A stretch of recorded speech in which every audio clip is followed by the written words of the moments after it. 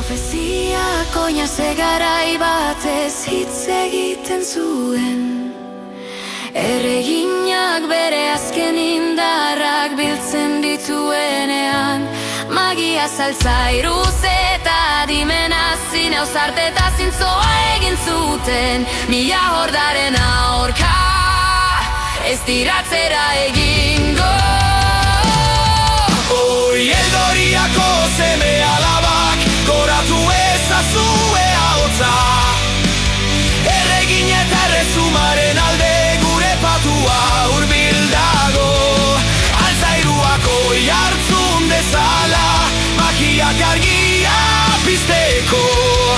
Sei hautatu iluntasunaren aurka, garaipena ala heriotza.